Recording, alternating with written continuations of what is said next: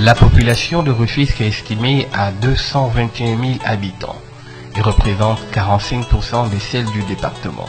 Grâce à sa situation de porte d'entrée de la capitale, Rufisque enregistre et capte une part des flux en direction et en provenance de Dakar.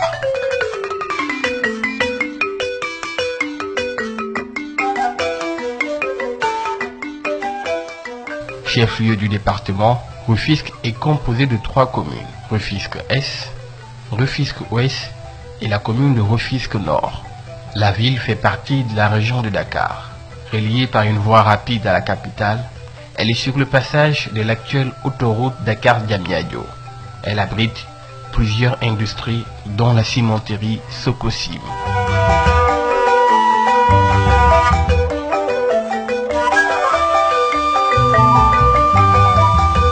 Ville tricentenaire, culturelle et historique, Rufisque est implantée sur le littoral sénégalais. Sa centralité est due à son positionnement stratégique et au développement des principales activités politiques, économiques, mais aussi sociales.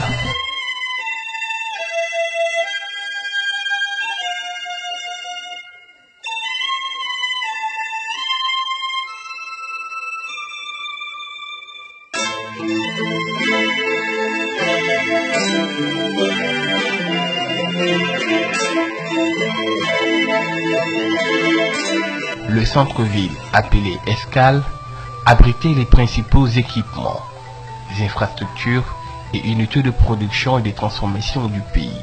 Les bâtiments vétustes témoignent de la vie économique d'antan, avec le port et hangar où se développait le commerce de l'arachide.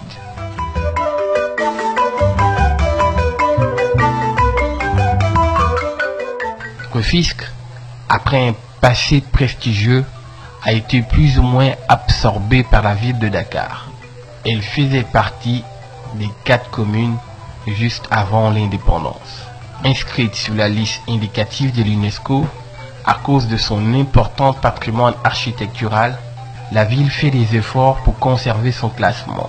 Son riche patrimoine historique mérite un fort plaidoyer, d'où la mise en place d'associations du patrimoine, parmi celles-ci le comité de sauvegarde et restauration du vieux Rufisque.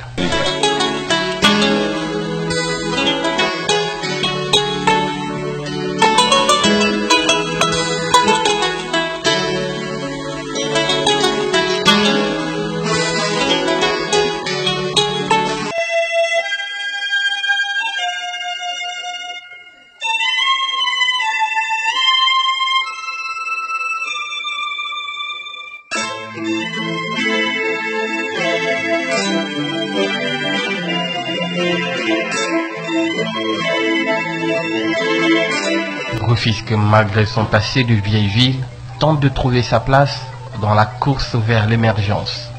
En raison de la configuration de la ville sur le littoral et de son histoire, Rufisque dispose d'un important potentiel de tourisme balnéaire et de découverte avec ses plages et son architecture datée de l'époque coloniale.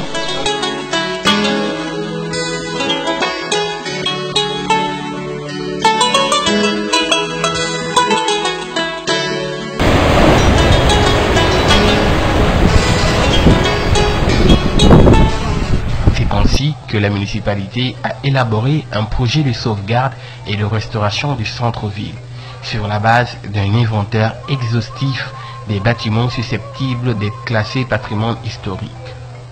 Cependant, le tourisme peine à prendre son envol en raison notamment de l'encombrement de ces rues du vieux Rufisque, du défaut de préservation du patrimoine architectural et du manque de détermination des autorités nationales et locales. La ville peut promouvoir un circuit touristique en s'appuyant sur son patrimoine architectural et sur celui naturel de son département, notamment le lac Rose et ses environs, Toubab Dialaw, la réserve botanique de Nouflaye. Le paysage urbain de Rufisque est marqué par une forte empreinte de la puissance publique et du pouvoir marchand. Créé par et pour la fonction portuaire, l'organisation de la ville s'appuie sur un plan directeur rendu exécutoire le 9 septembre 1862. Deux principes guident l'organisation de l'espace. Le premier repose sur une définition claire des droits fonciers où le régime domanial et la concession contrôle, où la concession privée s'impose comme les clés de la formation du paysage urbain. Le second principe repose sur un contrôle de l'urbanisation par la puissance publique.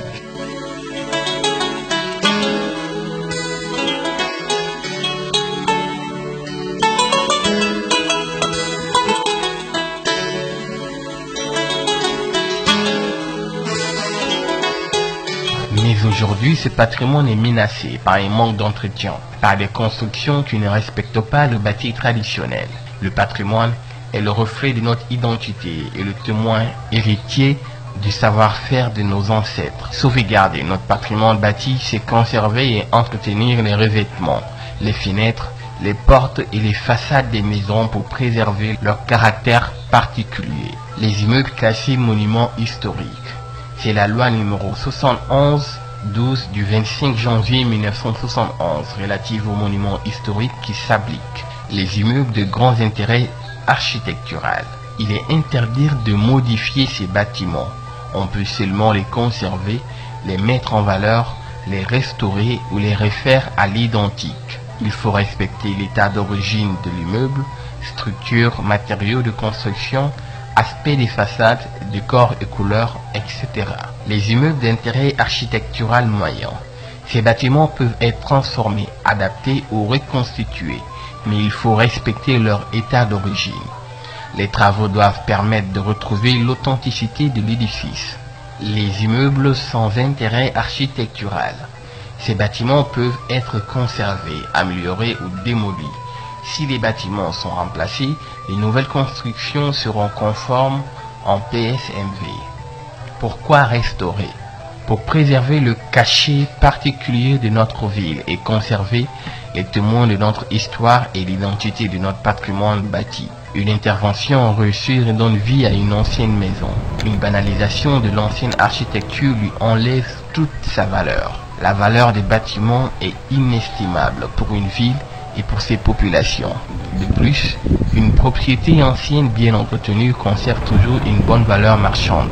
Votre maison ancienne est un trésor, ne la négligez pas. Notre patrimoine bâti est notre plus belle vitrine. Les enjeux sociaux, économiques et touristiques sont importants. Pour maintenir et continuer de développer notre qualité de vie, misons sur la sauvegarde de notre patrimoine, héritage culturel.